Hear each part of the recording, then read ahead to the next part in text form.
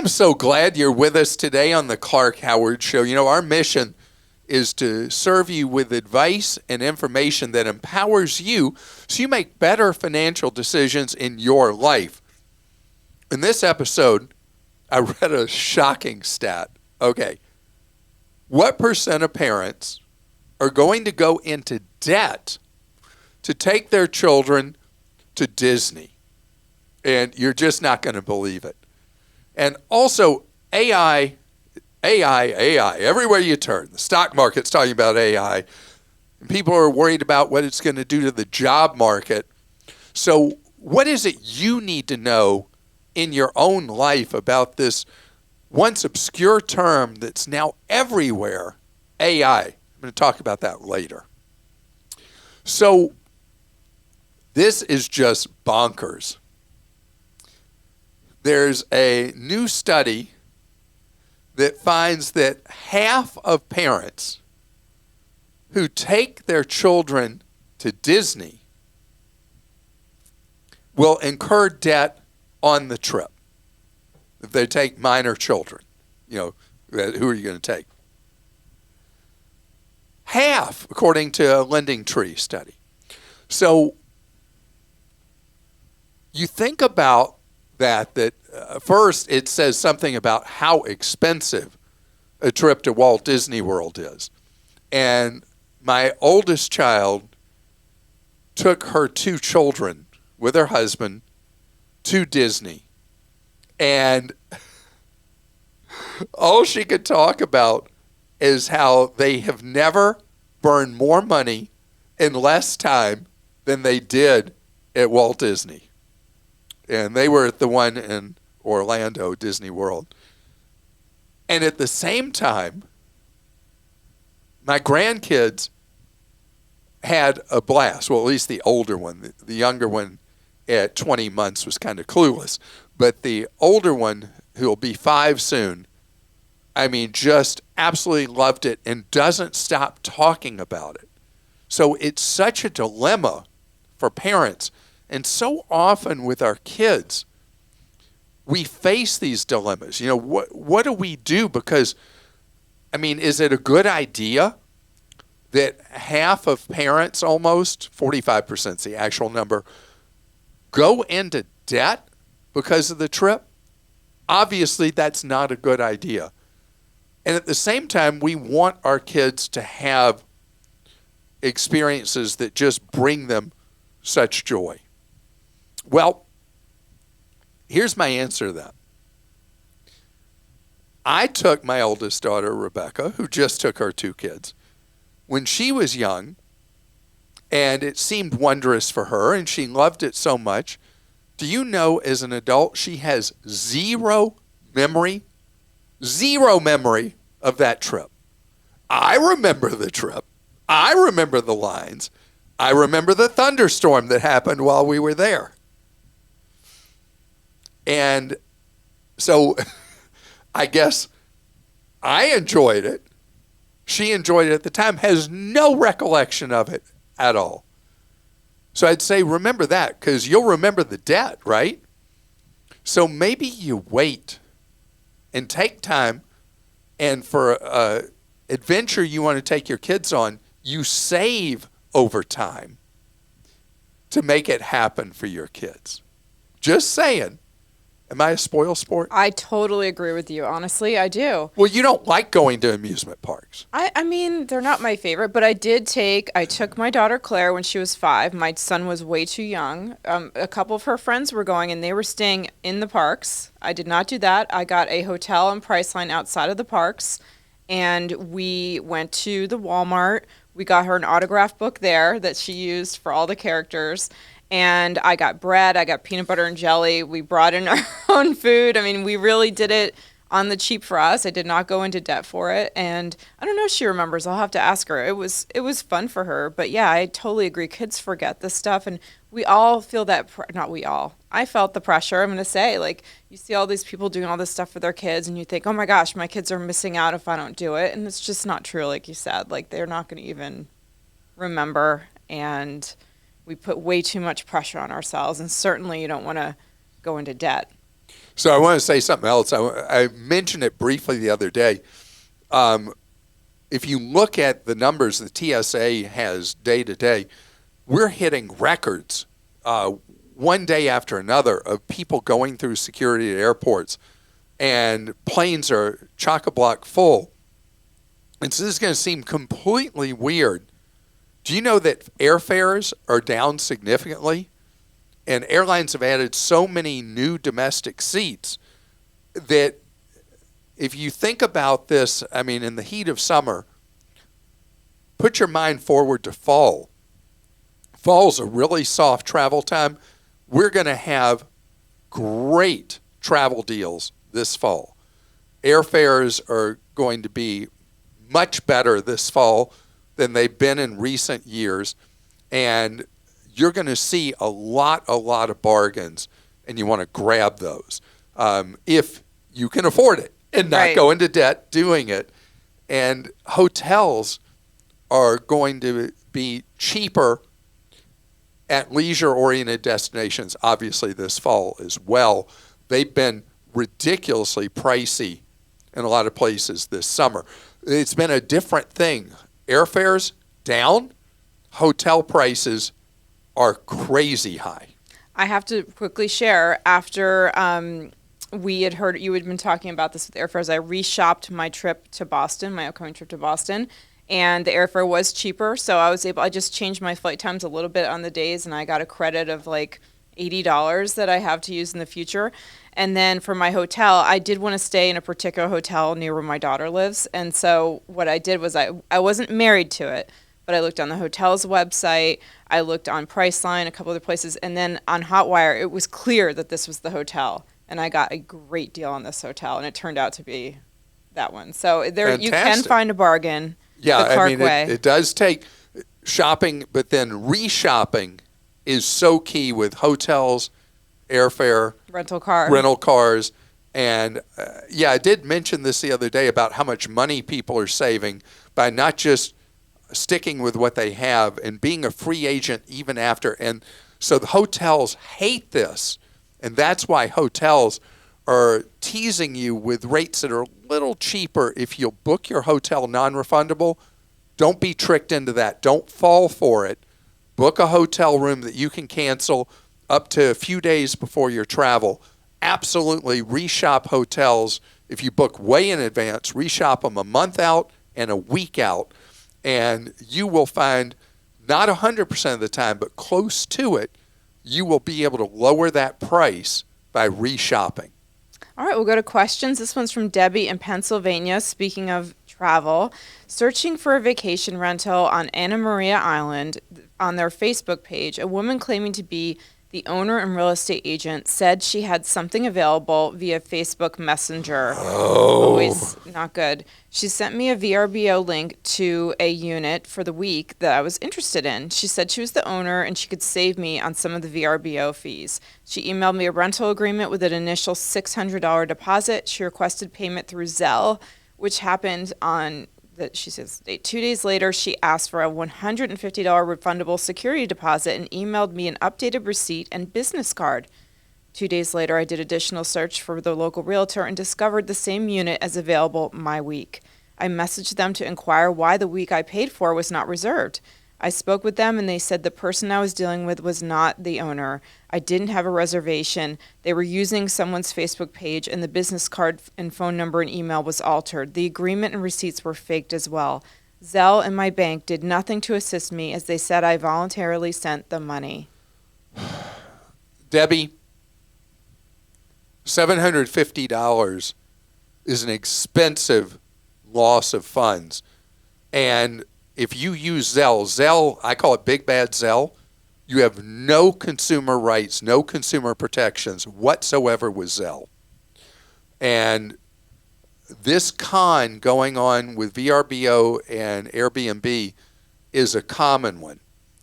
Gosh, how many years ago was it I talked about somebody trying to con me on a booking? And it was because of what I do, I'm naturally suspicious, and they were doing the same thing, offering a lower price for a VRBO, if I paid outside of VRBO and I smelled a rat.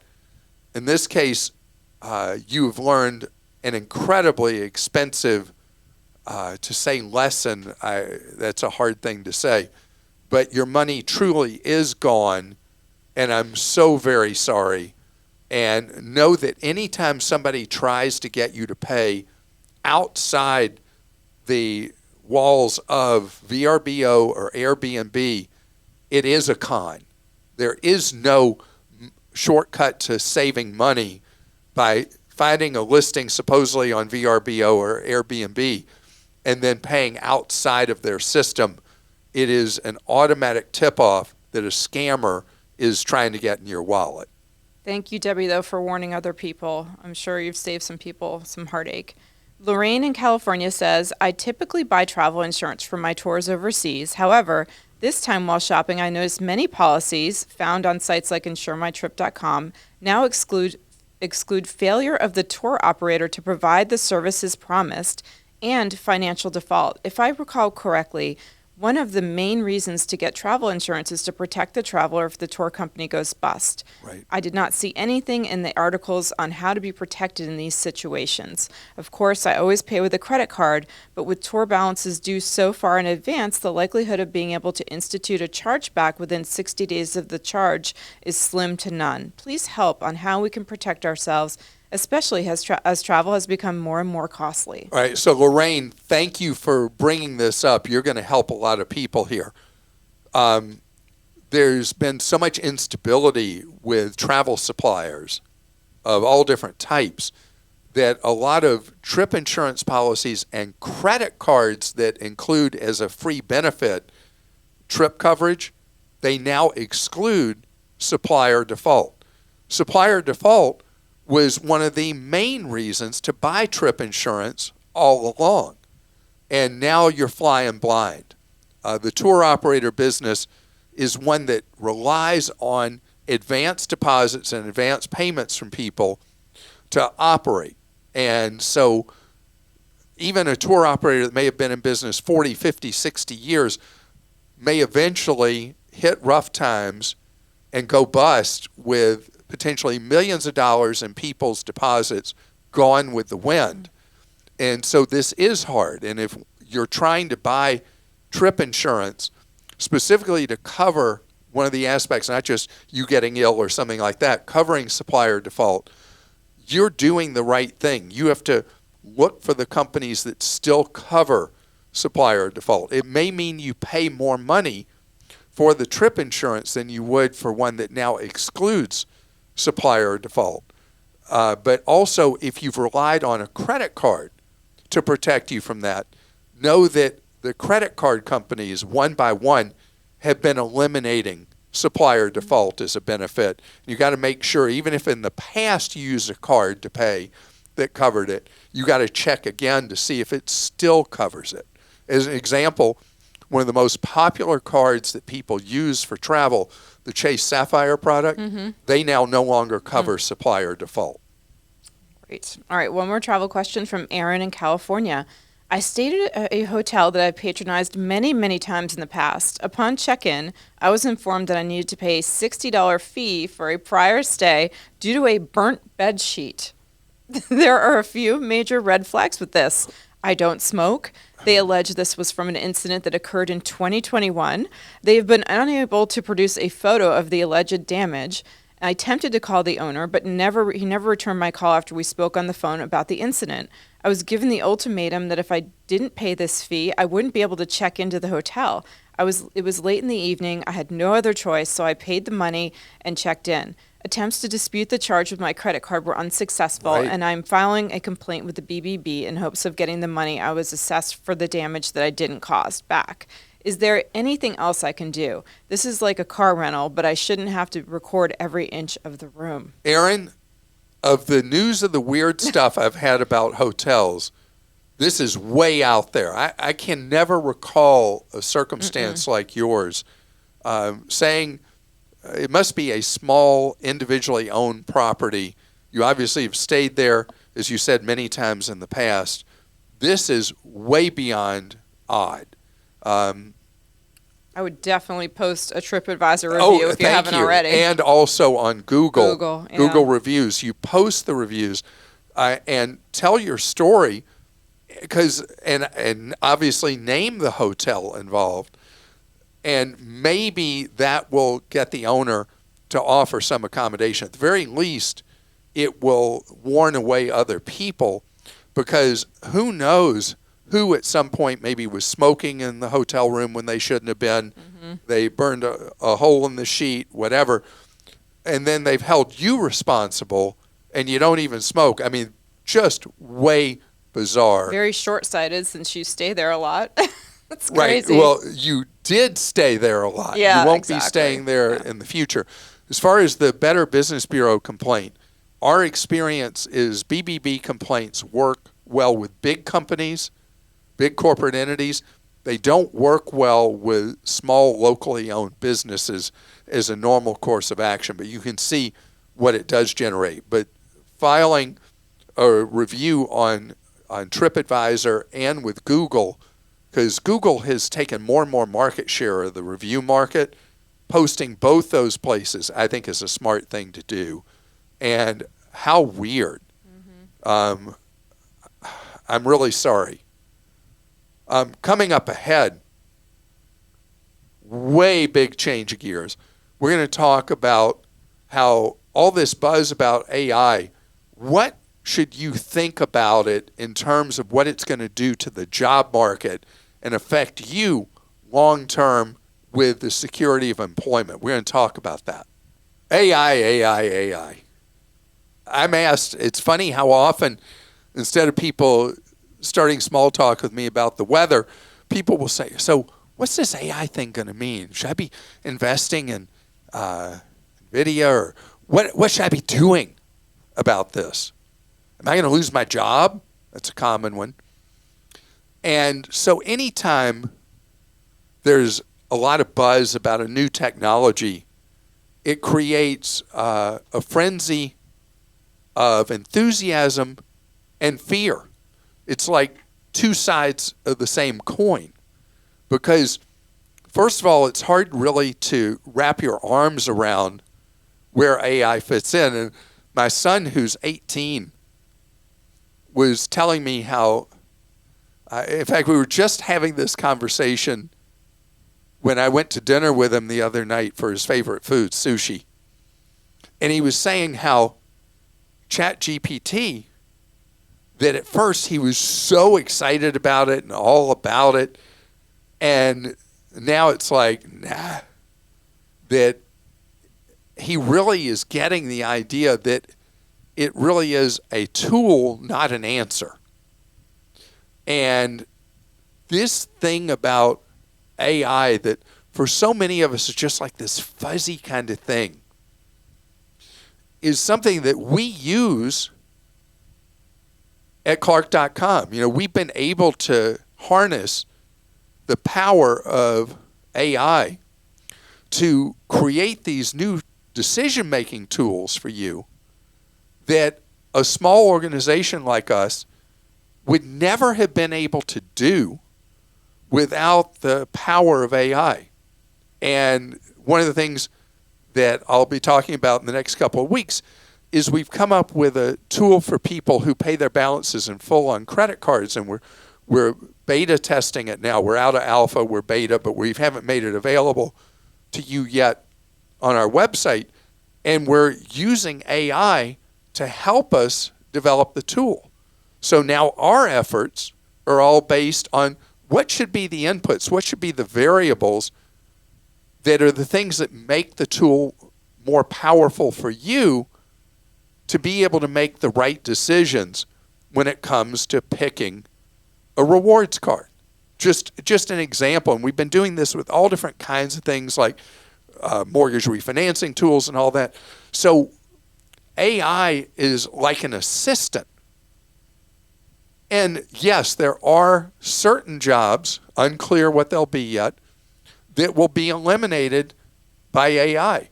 But remember when there was all this fuss when the term AI first was creeping into public consciousness a few years ago, and McDonald's was trying to use AI to speed up their drive-through lines and do suggestive selling.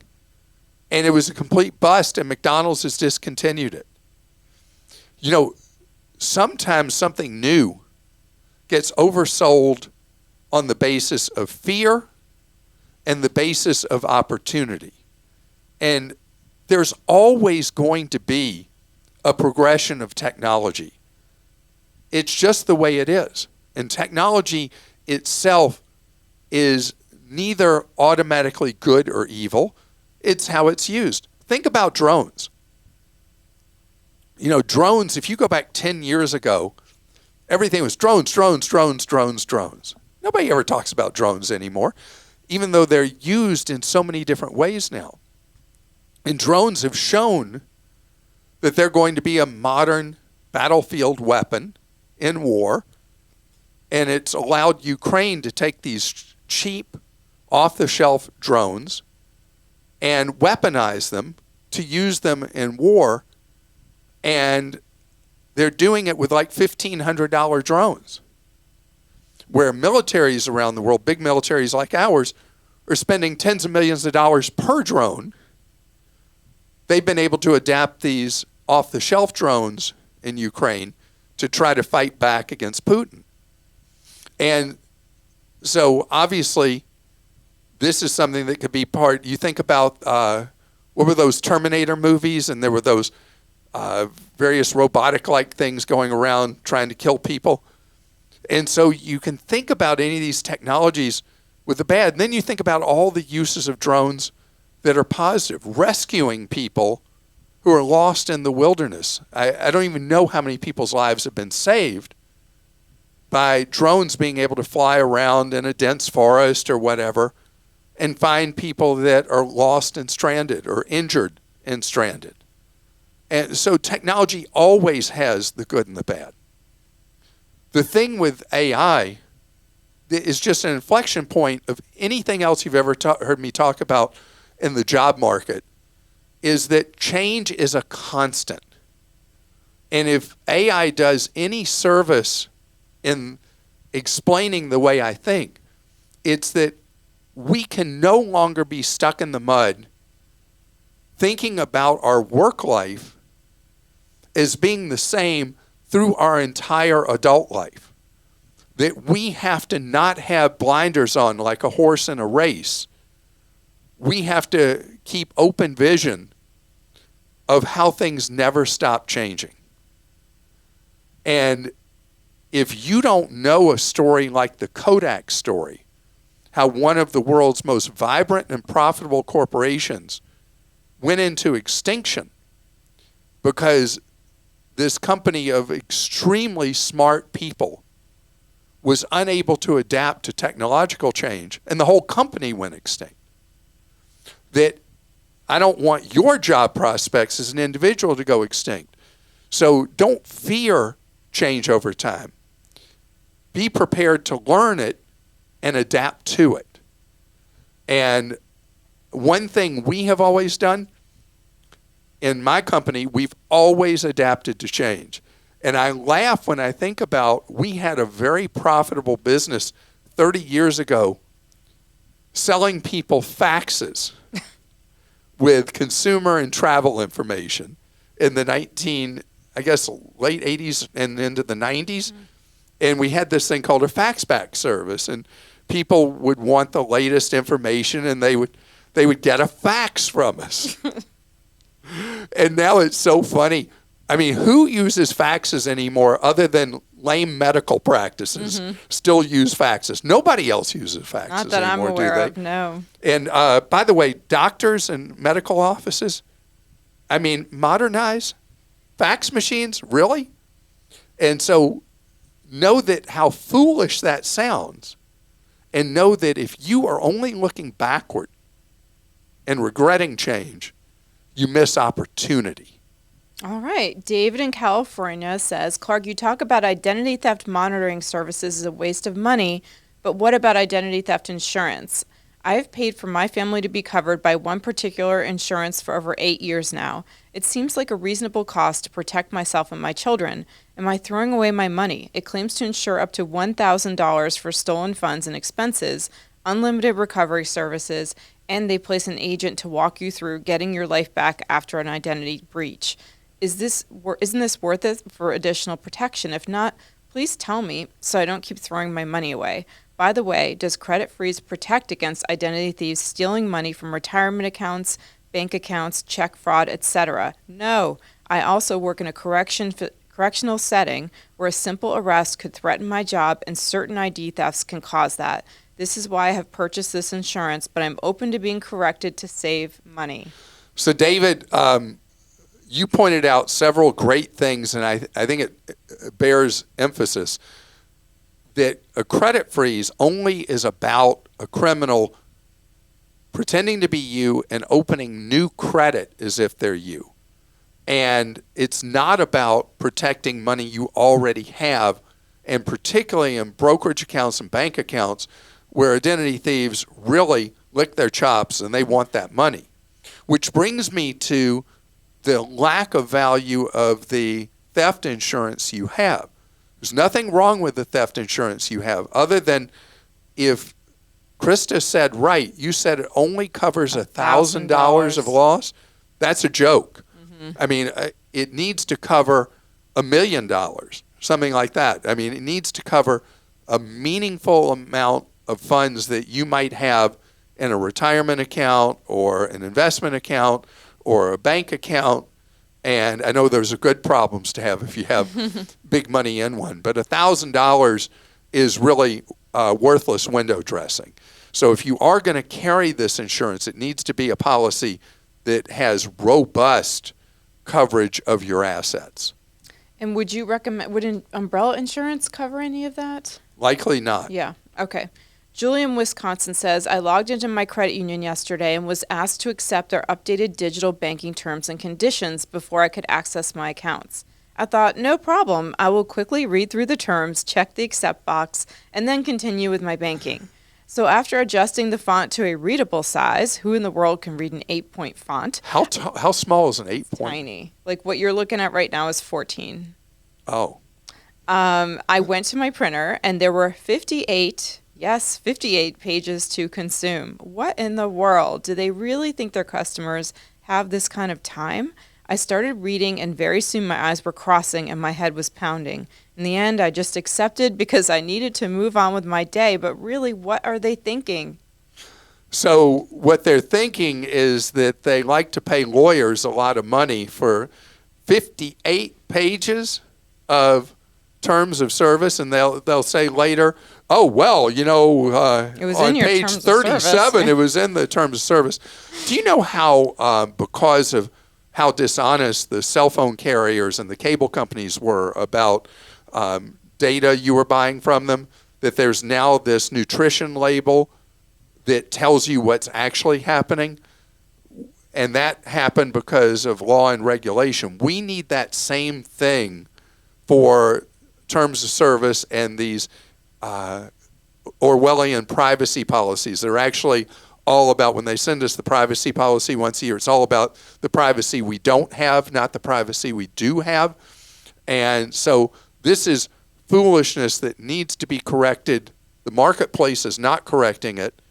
This is a place where there's a role for law and government to force companies to use policies, terms of service, that are actually understandable and reviewable and readable by consumers in an easy chart and with standardization. Yes, we're going to sell off all your information to anybody that'll pay us. It should say that. Or it should say, we allow you to protect your private information. This is really simple. The complexity is capitalism failing us in this case, and it needs to be fixed. But what's really distressing about this one, do you know what it is? What? It's a credit union? It's a credit union. You own that place. You own that credit union. They're supposed to be working for you, and they do this foolishness? Seriously. Mike in Pennsylvania says, I'm considering dropping comprehensive and collision on my vehicle following the premium versus 10% value rule. But I also read that if I do drop the coverage, I'm on my own if I get into an accident with an at-fault driver. Is this true? And how would you suggest factoring this into the decision to drop the coverage? So, Mike, it's only true if the at-fault driver doesn't have insurance.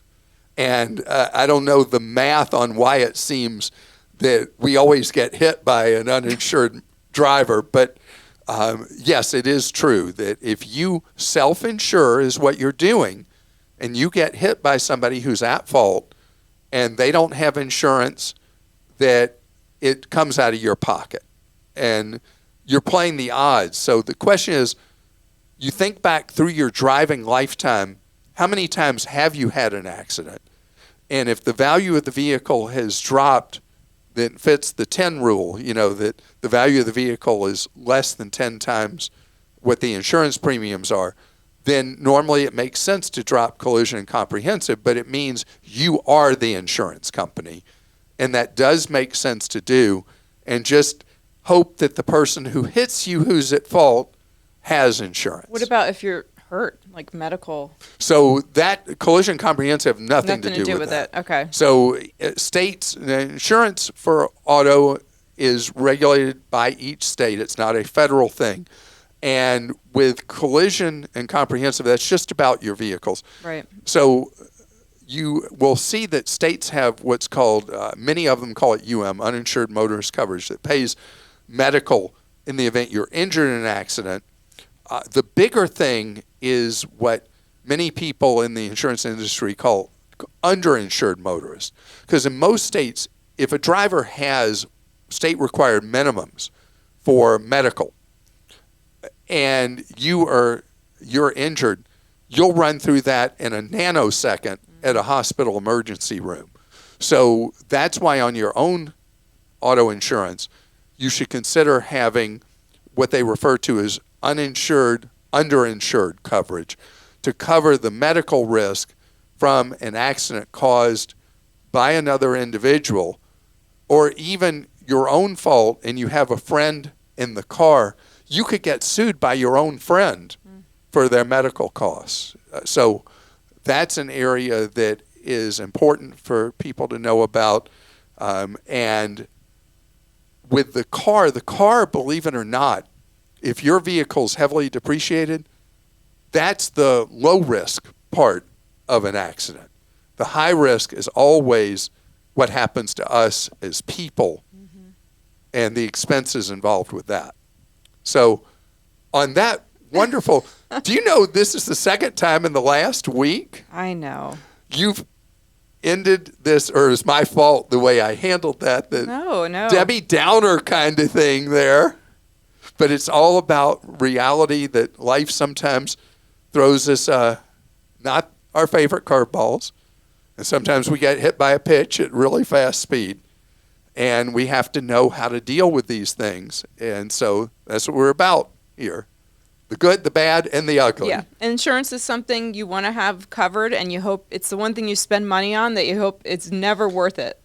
And insurance can actually be all three, the good, the bad, and the ugly, all at the same time. As we get so many more questions about insurance than we used to.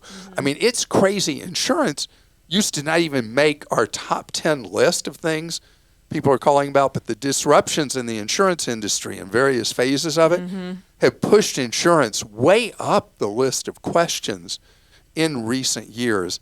And it's just the way it is, that things go through cycles. And you know something else that's interesting to me?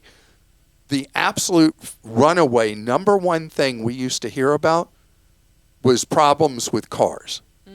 That's so true. And we still hear about stuff with cars, but they're much less an issue. And I think one of the changes in my roughly 40 years giving out advice in different media is that there's so much more competition in the vehicle market than there used to be.